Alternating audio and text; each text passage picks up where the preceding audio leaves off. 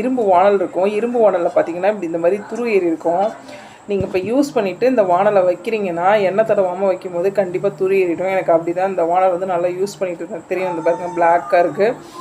இப்போ ஒரு 10 நாளாக எண்ணெய் தடவாமல் அப்படியே வச்சுட்டேன். பார்த்தீங்கன்னா இந்த இடம் ஃபுல்லாக துரு ஏறிடுச்சு. இந்த துரு வந்து போகிறது வந்து ரொம்ப ஈஸி தான்.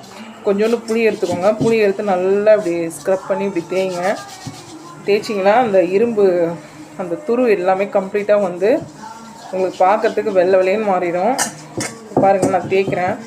அந்த துரு இருக்கிற இடத்துலலாம் நம்ம வந்து இப்படி புளி வச்சு நல்லா தீத்தணும். தீத்திட்டு நம்ம இதை இப்போ வாஷ் பண்ணிட்டு சாதாரணமாக சாமான் வளர்க்குற கம்பி எடுத்து நீங்கள் நல்லா அழுத்த கொடுத்து இப்படி தேய்ச்சிங்கன்னா அந்த துருவெல்லாம் கம்ப்ளீட்டாக போயிடும்.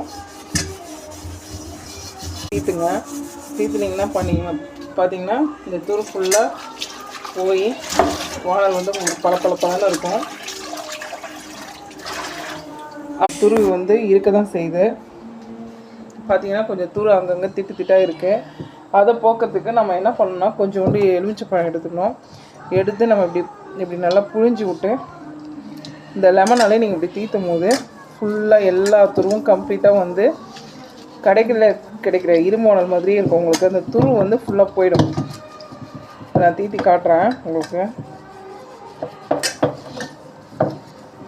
இந்த லெமனும் வந்து புளியும் வந்து இரும்பில் இருக்க துருவை வந்து கம்ப்ளீட்டாக போக்கிடும். அதனால தான் நம்ம வந்து லெமனு புளி போட்டு செய்கிறது எல்லாமே நம்ம வந்து இரும்பு வானலில் செய்யக்கூடாதுன்னு சொல்லுவாங்க. ரசம்லாம் நம்ம வந்து இரும்பு வானல் தாளிக்கக்கூடாது. மற்றபடி எண்ணெயில் பொரிக்கிறது வதக்கிறது எல்லாமே செய்யலாம்.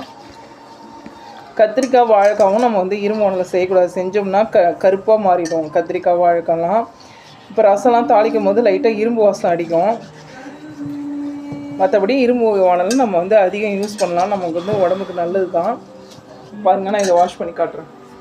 லெமன் யூஸ் பண்ணிட்டேன். யூஸ் பண்ணி பாருங்கள் ஃபுல்லாக தீத்திட்டேன். இந்த இரும்பு வானல் எப்படி இருக்குது மாறி இருக்குன்னு பாருங்கள். இப்போ நம்ம வந்து எண்ணெய் தடவிட்டு இதில் எண்ணெயில் பொரிக்கிறது வதக்கிறது எல்லாமே நம்ம யூஸ் பண்ணலாம். வீடியோ பிடிச்சிருந்தால் லைக் பண்ணுங்கள், ஷேர் பண்ணுங்கள், கமெண்ட் பண்ணுங்கள். தேங்க்யூ.